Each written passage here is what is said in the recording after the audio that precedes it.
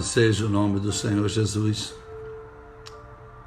Ao nosso grande Deus toda a glória e toda a honra por estarmos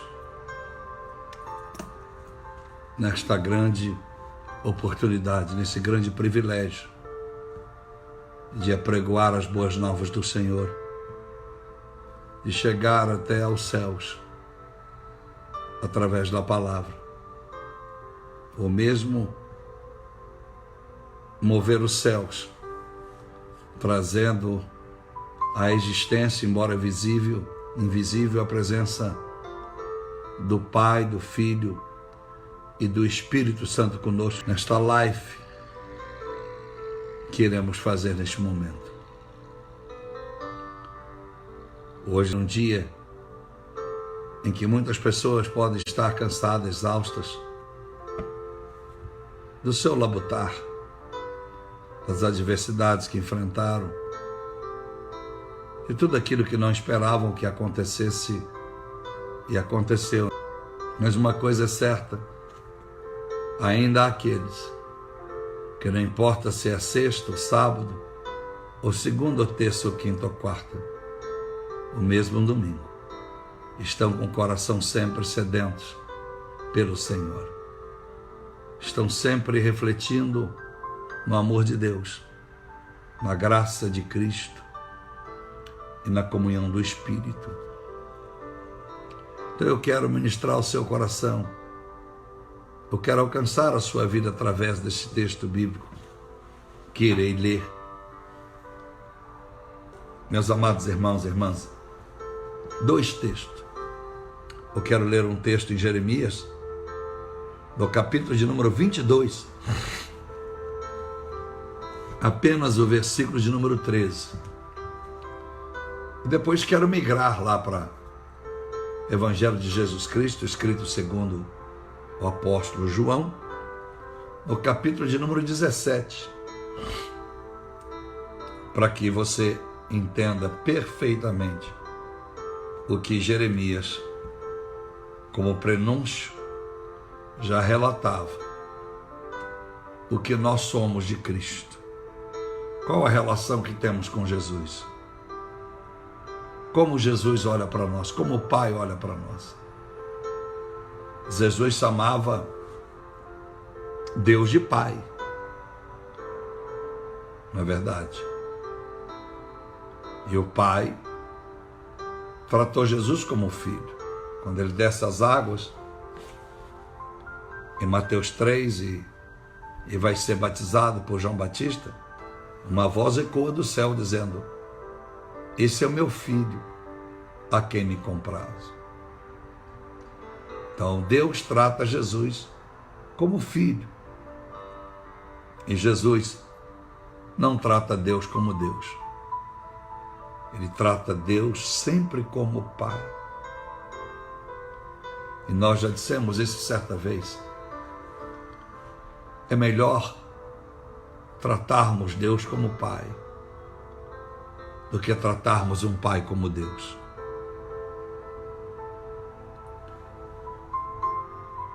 Olhar para Deus apenas como Deus é olhar para um Deus que está para todos de uma forma igual.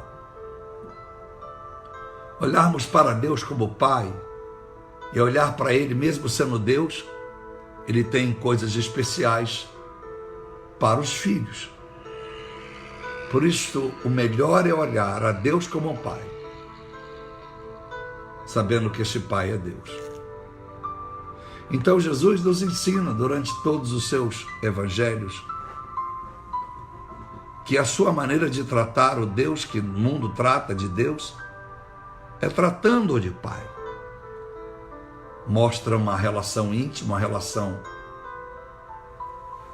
de cumplicidade, mostra uma relação plena de comunhão entre os dois, mostra claro que Jesus está disposto a obedecê-lo em tudo, por isso o chama de Pai, e Deus está assumindo a responsabilidade total sobre Jesus quando o chama de filho. Sem Jesus somos criaturas, mas com Jesus de fato na vida, somos filhos. Uma relação com o soberano só pelo seu poder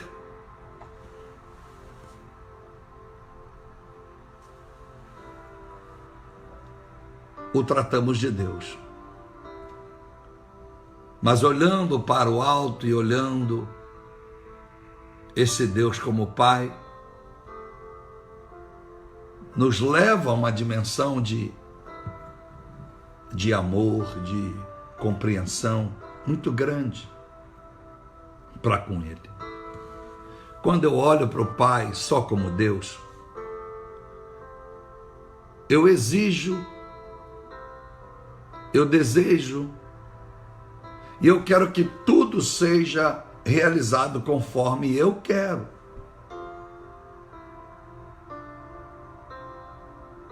Quando um filho ou uma filha, você que é pai e mãe está aí me ouvindo, você permite que os seus filhos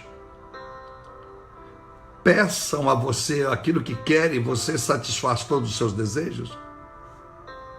Você criou, está criando dentro de casa, não filhos.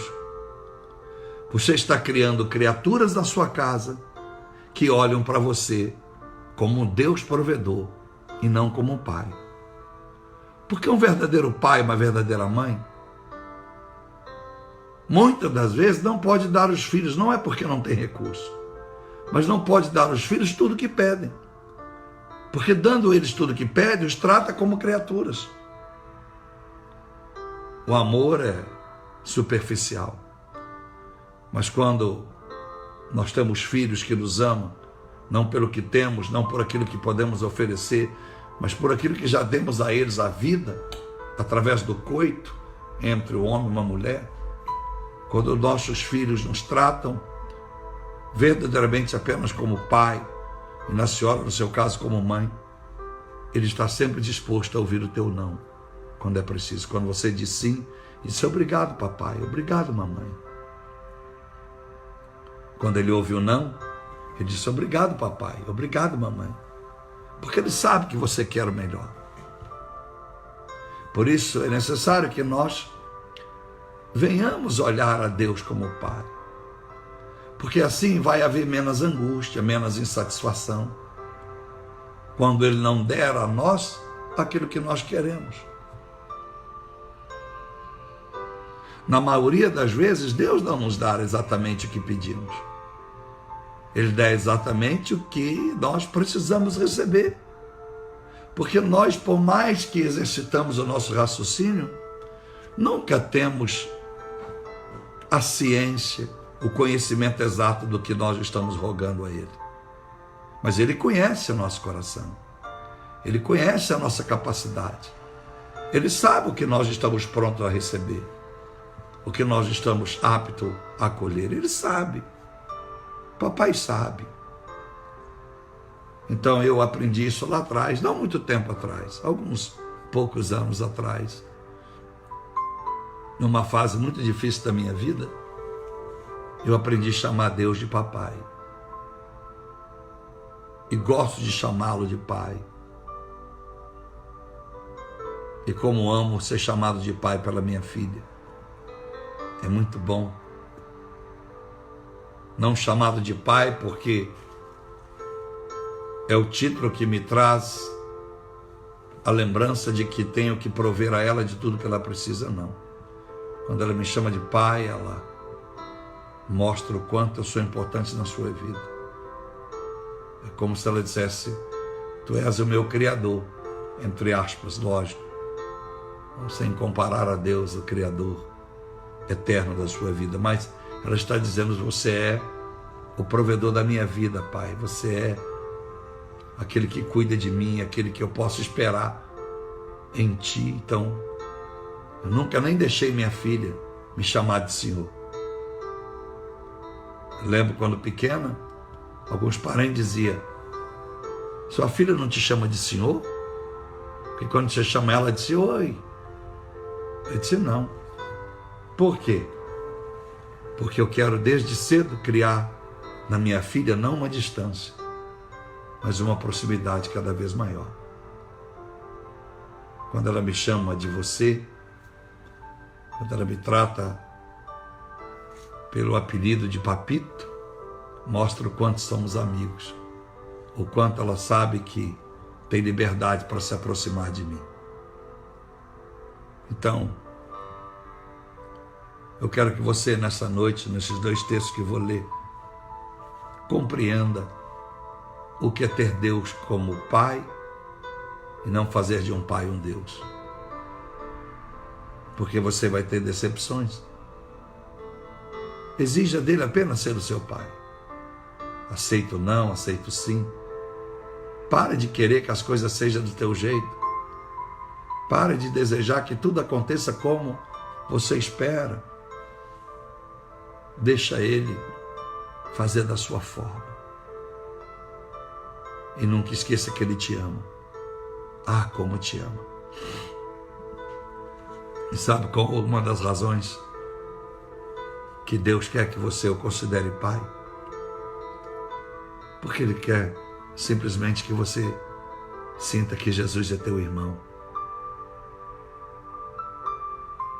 Jesus já mostrou ser Senhor e Salvador daqueles que o temem, porque Ele foi à cruz. Mas no céu, o Pai estará lá, o Espírito estará lá. E Jesus quer que nós sejamos como o Pai. Ele quer que o Pai olhe para nós como olha para Ele mesmo. Então o Pai tem muito desejo, porque Ele teve um único filho, unigênito. Não é assim que diz João 3,16? Único filho, santo, unigênito. E qual pai, em sã consciência, uma mãe que só teve um filho, que um dia perguntou ao filho: você gostaria de uma irmãzinha? Você gostaria de um irmãozinho? Qual pai e mãe que tem filho único, que já não ouviu do seu filho dizer: mãe, pai, gostaria de ter um irmãozinho? Qual pai e mãe que teve um filho único e não viu muitas das vezes o filho único brincar sozinho em algum canto da casa, porque não tinha um companheiro? A filha brincar sozinho e até cobrar mais da mãe e do pai, porque não tinha ninguém para brincar, a não ser o pai e a mãe.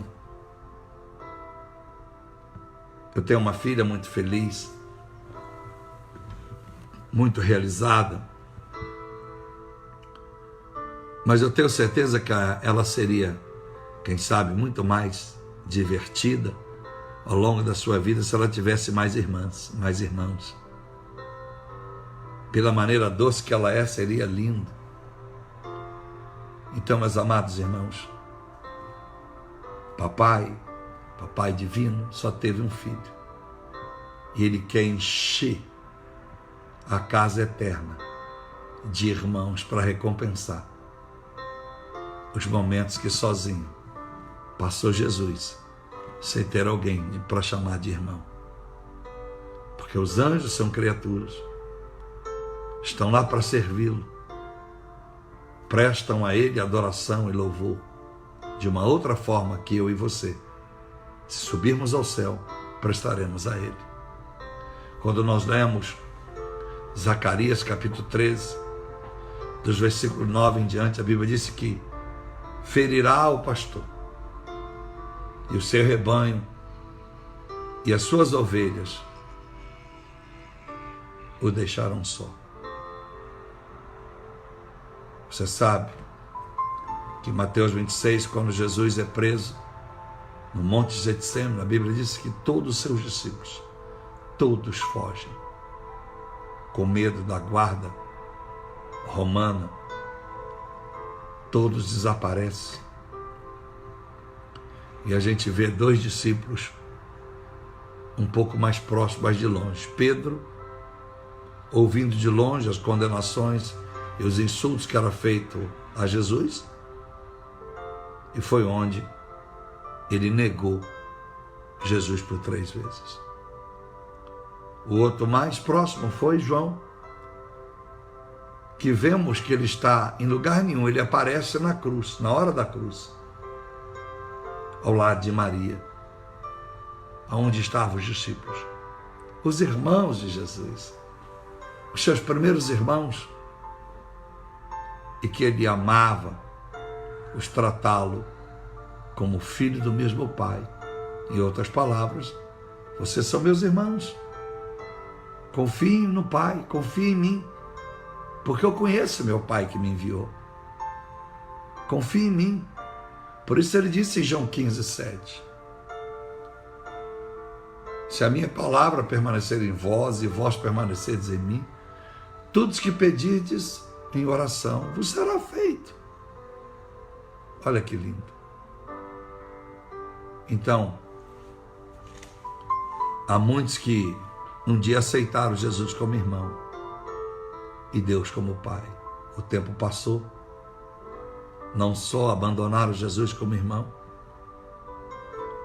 mas fizeram de um Pai um Deus genérico, um Deus que a única coisa que ele serve é para atender o desejo exatamente como cada um quer. Muita gente me pergunta se eu sou feliz por não ter uma família. Não é questão de ser feliz por não ter uma esposa ao meu lado, ou vários filhos, etc. É questão da escolha de Deus. Por isso, se um dia Deus me der uma esposa, amém. E se Ele não der, pastor? 10 amém. Porque eu estou preparado exatamente para aquilo que Ele tem para mim e acabou, não tem história. O sim ou não de Deus para mim, então é mais simples do que eu tirar esse paletó. E não vai fazer diferença. Ainda que estivesse do lado de fora, em meia-noite mais fria de São Paulo hoje. Eu quero te mostrar o valor que você tem que dar ao seu Pai, mas ao seu irmão Jesus Cristo, o seu próximo. Jesus disse que devemos amar o próximo como a nós mesmos. Aí ele muda em João 13. Agora amar o próximo como o Senhor, como eu vos amei. Quem é a pessoa mais próxima de você? É Jesus. Porque você pode ter alguém sentado exatamente do teu lado, mas não consegue ser tão próximo como Jesus. Porque Jesus não está apenas ao lado, Ele está dentro de você, se você o recebe, né? Por isso que Ele bate a porta. Se abrir, eu entro. Apocalipse 3:20, eu entro e cearei contigo. Então, não há ninguém que consegue entrar dentro de você. 2 corpos não ocupam o mesmo espaço. Você vê que uma criança, quando chega aos 9 meses, é o limite. Não pode ocupar mais o mesmo espaço. Ela tem que sair e agora caminhar na sua própria vida, crescer na sua própria individualidade, se tornar a sua própria identidade, viver a sua personalidade. Mas Jesus não, Jesus é o nosso próximo, está sempre dentro de nós, quando nós damos lugar a Ele. Então eu quero ler para vocês 2 textos e ministrar a palavra à sua vida de uma forma em que você possa entender perfeitamente o que Jeremias trazia como prenúncio. Está no Evangelho de João, capítulo 17, verso de número 11, diz assim: já não estou no mundo, Pai, mas eles, os discípulos, continuam no mundo, enquanto eu vou para junto de ti. Ó Pai Santo, guarda-os em teu nome, porque tu me deste eles, para que eles sejam um, assim como nós somos um. No versículo de número 20 do mesmo capítulo diz assim: Pai, eu não peço somente por estes discípulos que comigo estiveram, mas também por aqueles que vierem a crer em mim. Falava de uma nova geração. Pode estar falando de mim, de você, se nós realmente cremos nele.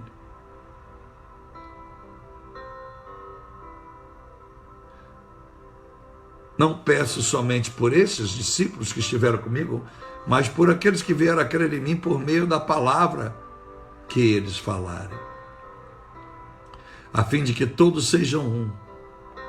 E como tu, ó Pai, estás em mim e eu em ti, também eles estejam em nós, para que o mundo creia que tu me enviastes. Eu lhes transmiti a glória que me destes, para que sejam um, como nós somos um. Lindo, lindo, lindo, lindo, como Jesus trata os seus discípulos e aqueles que posteriormente viria como eu e você. Pai, que eles sejam um, como eu e o Senhor somos um. Meu Deus, que amor lindo de um pai e de um filho. Agora eu vou ler o versículo de Jeremias, que é a base do texto, que é o prólogo da mensagem, que diz assim: ai daquele que edifica a tua casa com injustiça, e os seus aposentos contrariando o direito, que faz o seu próximo trabalhar de graça, sem lhe pagar o salário. Será que você já entendeu? Vou ler de novo. Ai daquele que edifica a sua casa com injustiça, e os seus aposentos contrariando o direito, que faz o seu próximo trabalhar de graça, sem lhe pagar o salário. Eu quero trazer essa mensagem numa revelação entre um pai e um filho, entre irmãos. Você já entendeu até aqui a maneira que Deus olha para você?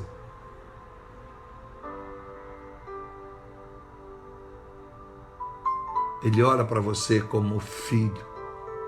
Quando você se enche do Espírito Santo, lembra de Romanos 8,16, que é o Espírito Santo que testifica que somos filhos? Lembra? Então, papai quer que você saiba que ele quer ser teu pai. E se Jesus é filho, ele é nosso irmão.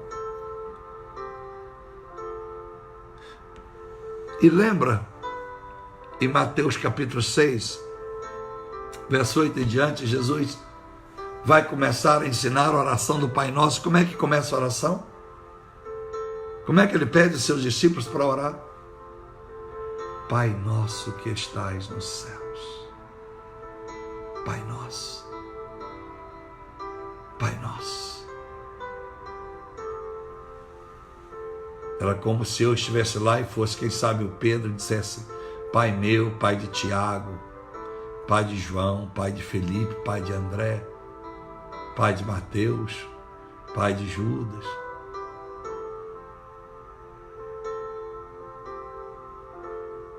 Pai de Jesus. Então, meus amados irmãos, ai daquele que edifica a tua casa com injustiça. Quer dizer simples, que o juízo de Deus não é coisa para se brincar. Hebreus 10, 31, horrenda coisa é cair nas mãos de Deus.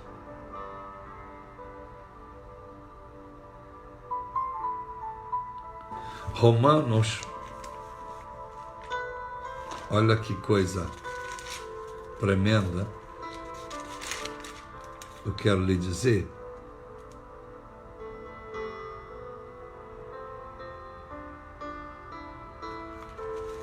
Quero ler para você um texto que é muito importante para todos entender a palavra de Deus como ela é. Olha esse texto que eu quero ler para ti. Em Romanos, no capítulo de número 11, versículo de número 22, diz: considere, pois, a bondade de Deus, mas também a sua severidade. Olha que coisa forte. Reconheça Deus pela sua bondade, mas também pela sua severidade. Então eu volto aqui quando diz: sai daquele que edifica a tua casa com justiça. Ai daquele que constrói o seu plano, a sua vida, o seu casamento. Ele casa, ele tem filhos, ele está feliz com tudo que tem. Tudo vai indo bem aos olhos dele, porque o parâmetro das pessoas, desta pessoa, é o que está à sua volta. Vai tudo bem. Esta casa não simboliza apenas uma casa de madeira, uma casa de tijolo, uma casa de granito. Não. A vida, essa casa é a vida. Ele está dizendo: ai daquele que edifica a sua vida com justiça. Como assim, pastor? Aí ele segue no versículo: os seus aposentos contrariando o direito. Cria esferas da sua vida, cria departamentos da sua vida, cria sucessos da sua vida, cria padrões da sua vida, contrariando o direito. Quer dizer, sem dar o direito a quem tem direito. Porque ele vai terminar o versículo dizendo que faz o seu próximo trabalhar de graça sem lhe pagar o salário. O resumo termina no versículo: ai daquele que usa o seu próximo para edificar a sua casa, para ornar os seus aposentos,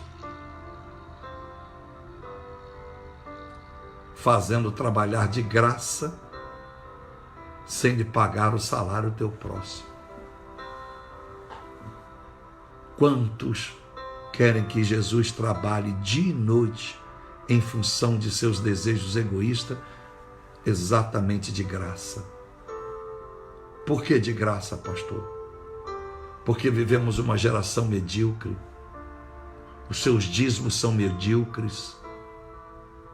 As suas ofertas são medíocres. Mas não é só na questão do dinheiro. O amor que dedico a Deus é medíocre. Paga com amor medíocre. As suas consagrações são medíocres. Os seus tempos dedicados à leitura bíblica é medíocre. A obra missionária que se envolve é medíocre. O seu comportamento com o próximo é medíocre. O seu comportamento religioso ou espiritual é medíocre. A sua fé é medíocre. A sua obra é medíocre.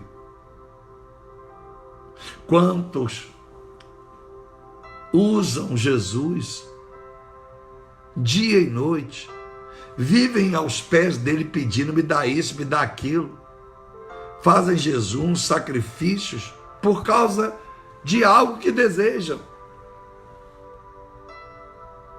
Quantas pessoas jejuaram na sua vida sem um motivo pessoal? Quantas pessoas oram sem motivo pessoal? Não, a grande maioria ora por um objetivo pessoal. Casamento, filho, filha, carro, empresa, negócio, saúde, etc, etc, etc. Quantos, na verdade, se pudesse agora fazer uma reflexão, se você pudesse fazer uma reflexão de todo o tempo que você lembra que você já orou na sua vida até aqui, quanto tempo você gastou nas suas orações com você, seus bens, a sua família, o que você queria, e quanto tempo você gastou de todas as suas orações que fez até aqui em prol do próximo? Quanto tempo? Quanto tempo você leva na sua oração agradecendo pela comida que você come, mas não sabe agradecer pela comida do próximo?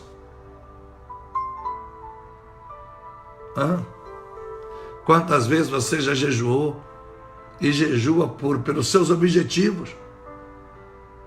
Mas você é capaz de jejuar pelos famintos? Você é capaz de jejuar com a mesma ênfase, com a mesma dedicação que você jejua pelo seu filho, pelo seu marido, pela sua esposa, pelos seus alvos? Você seria capaz de jejuar com a mesma força, de verdade, por dias e meses, quem sabe anos? Não em favor de uma restauração da tua casa,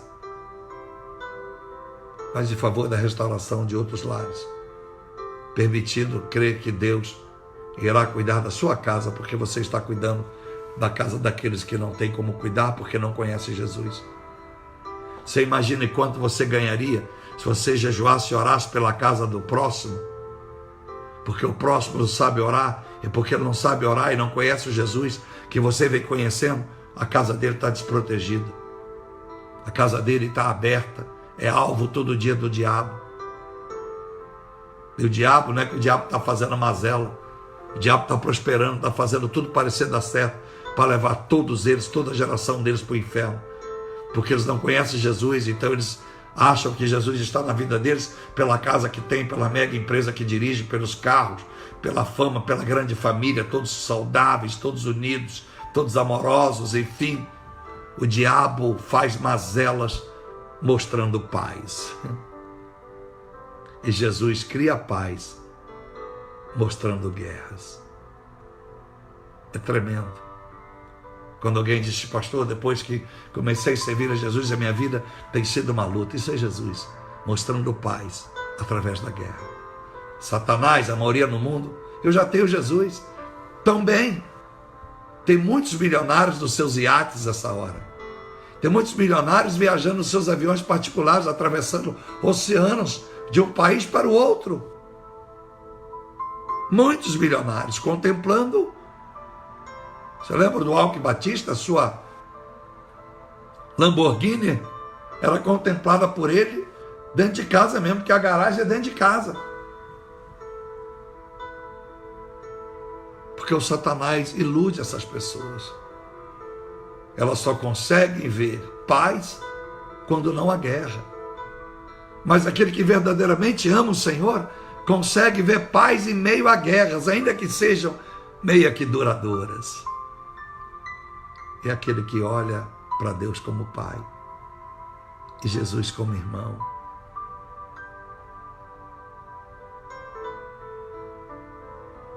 Às vezes eu estou em algum lugar, eu não gosto de fazer isso, mas eu faço para provar às pessoas. Comecei com a minha filha lá atrás, eu sempre dizia, Alice, faz a sua oração, meu amor. Eu lembro como se fosse hoje, eu nunca vi, desde quando pequenininha, bem pequenininha, como ela tinha prazer de orar, igual a Olívia. A Olívia pequenininha dizia, Olívia, vamos orar, você que vai orar. Aí ela orava com o maior prazer, ainda queria segurar a minha mãozinha, e a mãozinha da Lília, coisa mais linda do mundo, vamos orar. Ela gosta, eu amo, até digo muito para ela que eu amo. Eu seguro sempre a mão da minha filha assim, quando eu estou de mão dada. Mas a Olívia, ela gosta de entrelaçar os dedos assim, e aperta, fica bem juntinho assim. E a oração dela era assim, então aquilo tocava meu coração. Eu sempre lembro da Alissa, porque a Alissa desde pequenininha, ela queria orar. Eu ensinei a fazer culto no lar, a gente fazia culto dentro de casa. Eu e a sua mãe tinham que ouvir a pregação dela. E ela cortava os pedacinhos de papel, e aquele papel era oferta. Ela dava um pouquinho para mim, um pouquinho para a mãe dela, para a gente ofertar. Era Deus trabalhando na vida dela. E ela pregava, e ela falava de Jesus, daquele jeitinho de criança como Olívia. Ensinei para Olívia a mesma coisa. Então, o tempo foi passando e a Alissa faz orações que me impactam. Seja ela em meio a público, na frente de uma igreja, e tem orado para Deus melhorar mais, porque se ela perder um pouco desta comunhão, hoje é uma moça casada, mas quando não era, raramente eu não ligava para ela todo dia, eu queria falar, todo dia eu queria ligar. Então, hoje eu entendo que eu preciso deixá-la caminhar o seu caminho, mas eu estou ali à espreita. E é impossível separar esse grande amor. Então, eu só estou dando esse exemplo para você que às vezes eu peço alguém para orar, seja pastor, seja quem quer que seja, pela oração, a gente percebe o quanto a pessoa, na verdade, está acostumada a tratar Jesus. Porque oração não é questão de vergonha, não é questão de prática. Quando alguém procura palavras bonitas para poder começar a fazer uma oração, é porque ela não sabe quem é Deus. Se você tiver de arrumar um marido que pelas palavras bonitas é que vai te confirmar que ele te ama, você vai cair numa enrascada, porque os galanteadores sabem falar mais bonito do que aqueles que de verdade te amam, sabia? E vice-versa. Se você, senhor, está procurando uma mulher para te amar e você vai julgá-la pelas palavras lindas que ela vai te dizer, pode ter certeza. Ela pode te amar muito, mas não saber expressar na veracidade como você gostaria. Mas as prostitutas, as mulheres de programa, dos café fotô da vida de São Paulo e do mundo inteiro, opa, elas falam aquilo que as verdadeiras esposas não falam, não porque a verdadeira esposa não ama, é porque elas se tornaram profissionais para encantar homens, para fazer eles acreditar que o que elas dizem na verdade é a pura verdade, quando na verdade é apenas uma mentira em forma de verdade. Então, quando alguém me chamava para orar, eu tinha muito prazer, embora eu não sabia nem por onde começar. Eu queria orar, minha oração é extensa. Minha mãe até brinca muitas das vezes quando eu estou na casa dela e está lá com a minha filha junto, ela fala: "Nossa, que bom que você orou, porque sua oração vai ser mais rápida que o seu pai, parece um culto." Porque eu amo orar. Eu amo orar, faz parte. Porque eu não preparo palavras para dizer a Deus. Elas surgem. Elas surgem. É como você abrir uma geladeira e não tem muitas opções. Você está com fome, o que tem lá é o que você tira. Mas quando a sua geladeira está cheia, você, por onde meter a mão, você está satisfeito, porque você acabou de vir do supermercado e tudo que está lá é aquilo que você escolheu a dedo, porque você foi com dinheiro para comprar. Então, quando a gente abre a boca cheia do Senhor, a gente fala porque o coração está armazenado, o celeiro está cheio, está sobejando. Então, aprenda a não fazer o seu próximo trabalhar de graça sem lhe pagar o salário. Lembra que Jesus trabalha por nós, Ele não dorme. Romanos 8,34, Ele intercede por nós. Intercede por nós. Todos os dias diante do Pai. 1 João capítulo 2, verso 1. Ele é o nosso advogado quando nós arrependemos do pecado, para interceder para junto ao tribunal onde aparece Satanás. Por isso que ali está claro que Satanás todo dia está no céu. Todo dia os demônios aparecem diante de Deus para julgar, para falar sobre as pessoas. E Jesus está lá, incansavelmente defendendo a minha vida e a sua. Porque Ele é fiel mesmo que nós somos infiéis. Então é justo edificar a nossa vida com a injustiça. É justo você dizer que o teu diploma foi o teu estudo, a casa que você tem foi o seu trabalho, o salário que você ganha, as suas qualificações, elas fazem parte. Mas tudo isso que você tem de qualificação, tudo isso que você conseguiu, foi porque a força de Deus trabalhou em seu favor. Jesus trabalhou em seu favor. Porque senão nós já não estávamos mais aqui. Porque Ele disse, em Mateus 26, 50, quando Pedro corta a orelha de Malco, Ele disse: Pedro, você acha que se eu orasse ao Pai e pedisse mais de 12 legiões de anjos, Ele não mandaria aqui e destruiria tudo? Porque um anjo só, em Isaías 37, matou 185 mil homens de Senaqueribe em uma noite. Um anjo, 185 mil. Um anjo. Agora imagine 12 legiões de anjos. Se cada legião, segundo os teólogos, as legiões celestiais são 12, do inferno são menos, que o Satanás só levou um terço. 30% foi com ele, se rebelou. 70% continuou com Deus. Então cada legião de Deus, lógico, seus números são maiores. Se for 12, imagine 12 legiões vezes 12 mil. Se um anjo matou 185, 12 legiões de anjos divinos tinha acabado com o mundo naquela noite no Getsemane. Jesus trabalha em seu favor. Jesus trabalha cuidando da sua vida. Então, não edifique a sua vida com injustiça. Seja mais doador a Jesus, mais fiel. O que você já fez hoje para Jesus? Qual ministério você honrou hoje para Jesus? Então, meus amados irmãos, o que nós estamos prontos a dedicar ao Senhor? O que adianta termos os aposentos da nossa casa contrariando o direito? O que adianta a nossa vida ter aposentos? Eu poderia simplificar.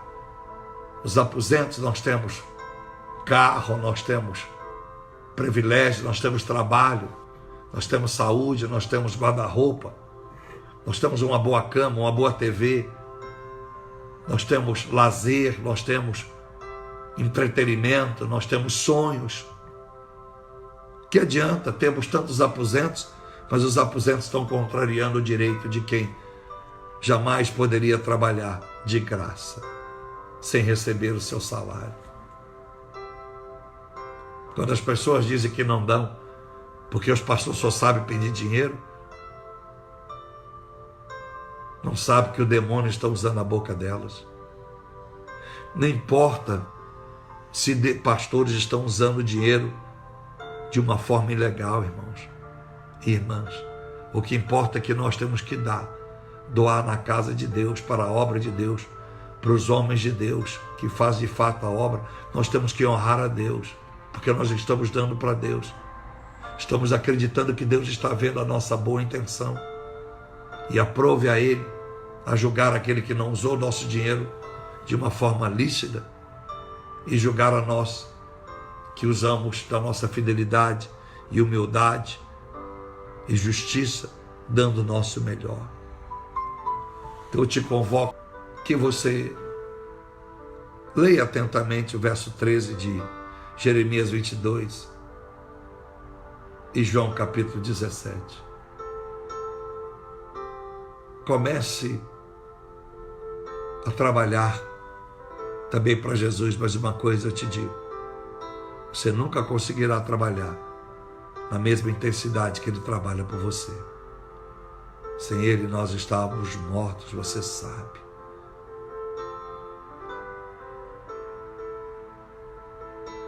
Na cruz do Calvário, Jesus viu algo que ninguém viu. O que Ele viu, pastor? Ele viu os anjos apóstolos, conjectura minha,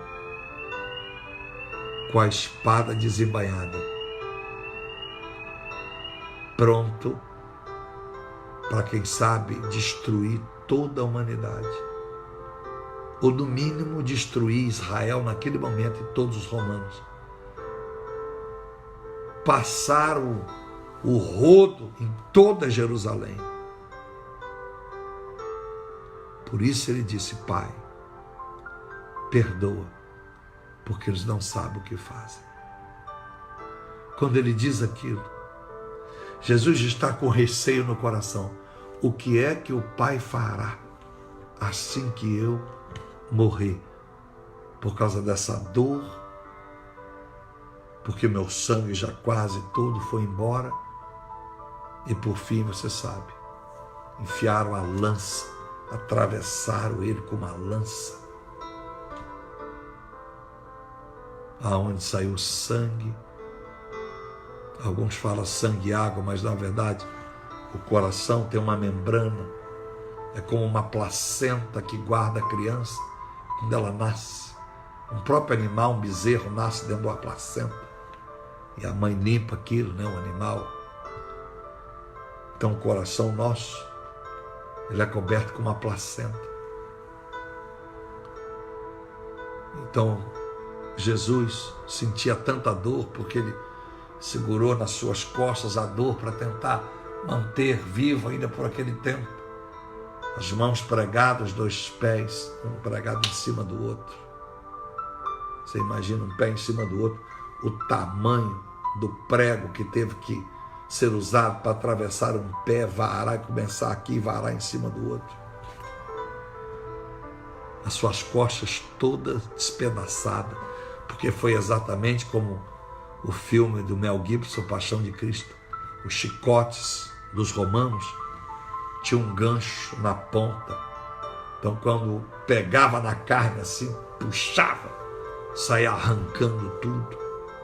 A dor que ele sentiu, a dor que ele sentiu.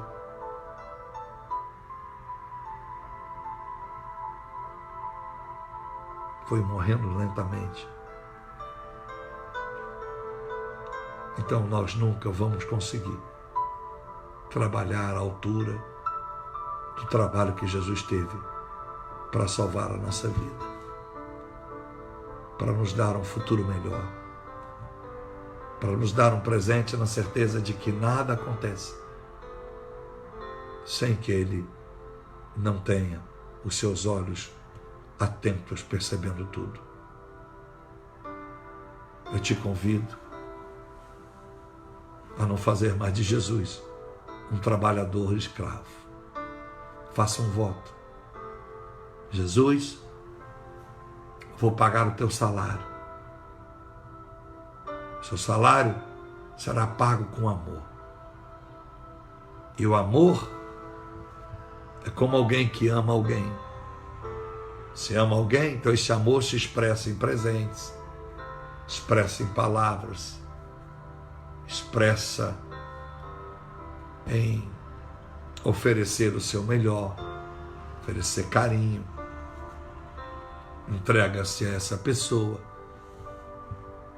Então, se o seu salário é Jesus, é o amor, esse amor verdadeiro, vem com oração, vem com jejum, vem com renúncias, vem com as finanças, vem com a entrega.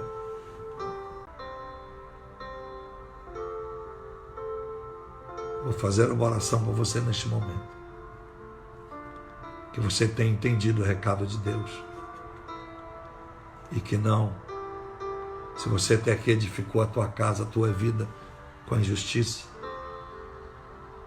Injustiça é lembrar de Deus sempre com o que sobra. Vou orar agora, porque agora já fiz tudo que tinha que fazer, já trabalhei, já fiz comida, já papariquei marido, filha, disse mulher, e já vi televisão, já vi tudo que queria ver, agora eu vou orar.